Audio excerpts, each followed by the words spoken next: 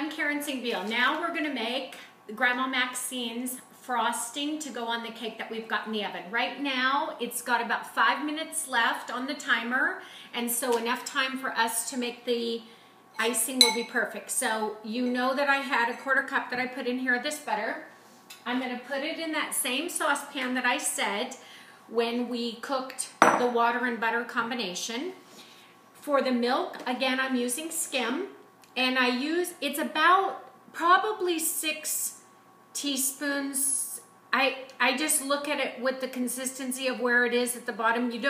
If you add more milk, then you're gonna need to add more sugar to get it thicker, even though the frosting is not a thick frosting by any means. Then, we're gonna have milk chocolate frosting. So we're gonna take and we're gonna put some cocoa in. Same thing that I did last time. I don't measure, you know this. But I don't like the frosting super, super, super chocolatey. I like it a nice milk chocolate. Hence, I just probably you're really putting in less than a 1/4 cup. Okay, so that's all in here. I'm gonna put it back on the stovetop, sorry. And I'm gonna put it on a 5. Now what you wanna be concerned about with this frosting is you do not want this to get to a boil, because it's gonna start smelling like you're making chocolate, honestly, or fudge. It kind of smells fudgy, but you wanna stir it up really good because you don't want it to, by any means, burn. Definitely don't want it to burn. You don't want it to scald on this frosting. And then I've got just this regular icing sugar, which I have my bowl. I'm gonna make it in my beater again. So I've cleaned out my bowl. I'm gonna just dry it off a little bit here, put it back on, and it's probably realistically about 3 cups of this icing sugar, but you want to make it, like, again, if you're making a thinner frosting, I mean, my grandma's, you're gonna see what the frosting is like. It tends to be on the thinner side, but if you add more icing sugar, it's gonna be thicker. That's just a fact. If you wanna get it, the consistency back down, all you do, I would say, is just add a little bit more milk. It's that easy. So that is on the stove cooking, and so again, this is just it's not gonna take long because we already had the butter sitting out this time. And we've had the pan was sitting here, like it's still a little bit warm. And so you're gonna stir it up good while it's cooking on here. And you really just want to get it to the point that the butter is melted. You don't want it, like I said, to cook, but you can start smelling it automatically, and it smells like fudge. It automatically starts smelling like fudge, which is like, oh, it's just heaven. So it's almost done already. I'm going to open this up with my scissors, and I'm just going to start like I do, pouring it in to see what I normally do. And that's probably, I right now have about 3 cups in there.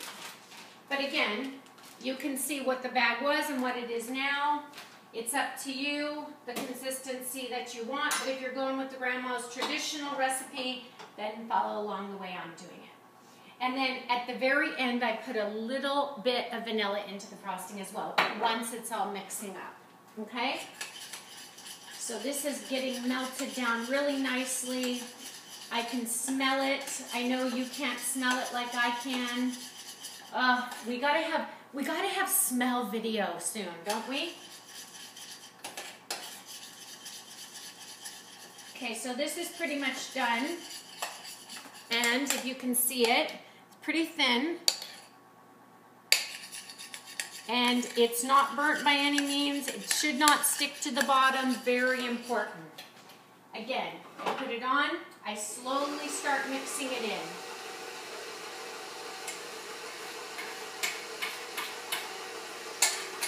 Scrape it all.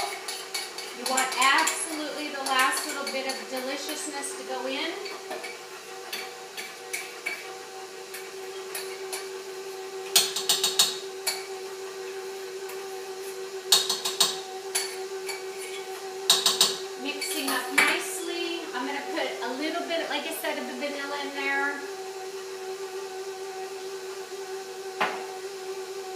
Mix it a little bit faster to see what my consistency is like. So honestly, it's a little bit It's a little bit thicker than I want it, so I am going to add a little bit of milk. Just a little bit, and then keep it mixing so I can test it.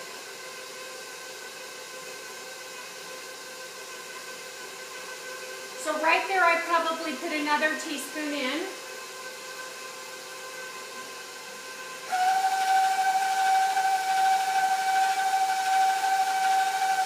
The consistency is good, but I'm just going to put a little bit more in just to get it a little bit thinner.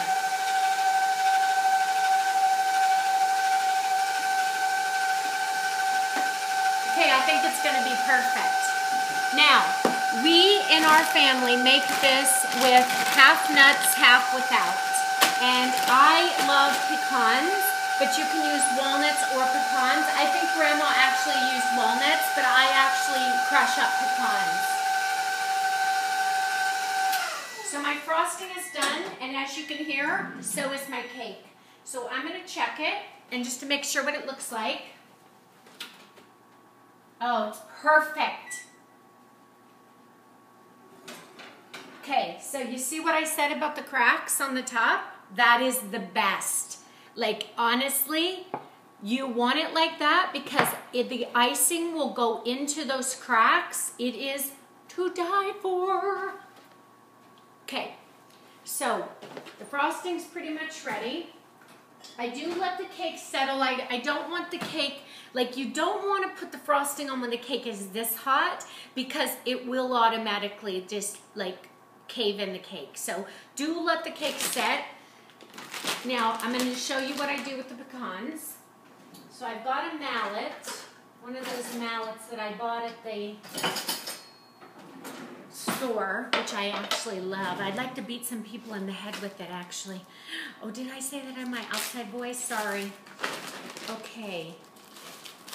So you put the pecans in here in this baggie, okay? Because the traditional Exquisito, which is my maiden name, Grandma Maxine's cake is made with half nuts and half not. So then what I do, I want to make sure the air is out of the bag, okay? I just go like this and pound down the nuts so they're crushed. I don't watch any cooking shows, so I don't really know how other people do stuff, and nobody really taught me how to cook. I baked when I was a little girl with our neighbors, which I loved, and I remember getting my finger caught in the beater, and I still love baking, and I always have. I'm not a good cook, but I do love to bake, and I do think I'm a good baker. So I hope that you make this cake and you tell me what you think. So there you go, all my crushed nuts. I probably got more nuts than I need, and like, I don't know, we're going to this function like I said today, so I don't know if these people have peanut allergies or whatever, but I'm sorry, then you can't have my cake.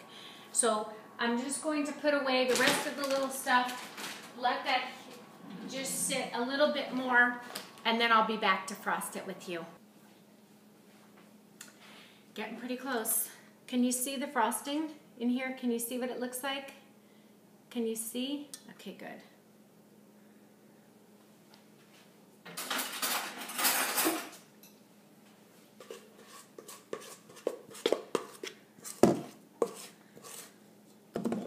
Now I just take it at the last little bit, like I said, with the mixer that I have, and I just try to get the bottom, because sometimes it doesn't mix on the bottom as well with these mixers.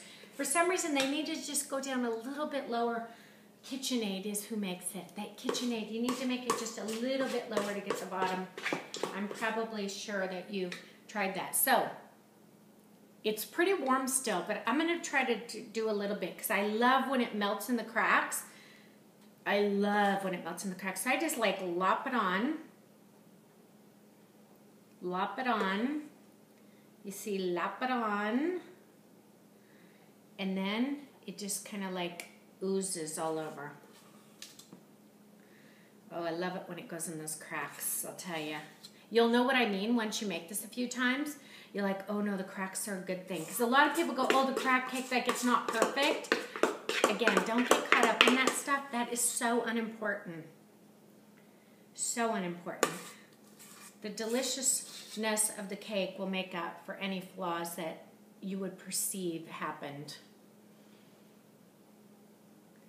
So if you do it too hot, you have to be really careful when you're spreading it around because you'll tear the cake, just so you know. And I've done it so many times that I'm aware of this. But just so you know, you might want to get a knife out. I know that there's something that bakers do with a knife or something, or they wet it down. I have no idea. But like I said, I don't watch any of these shows. I trial by fire everything. And it works for me. So even push it over the edges so it goes down behind the edge of the cake.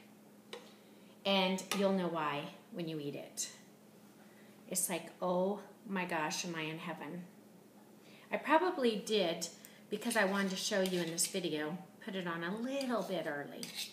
You probably should let the cake at least cool 15 minutes, but I didn't because I'm just 15 minutes into this now, so you should probably do that. Okay, so I've got it over the edges. I don't know how much you can see of this. I gotta tell you, there's no frosting left. I'm gonna start my water again.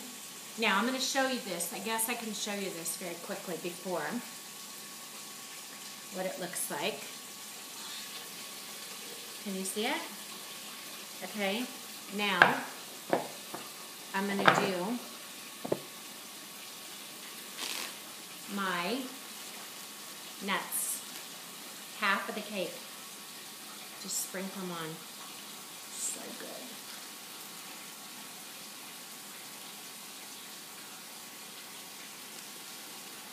So good.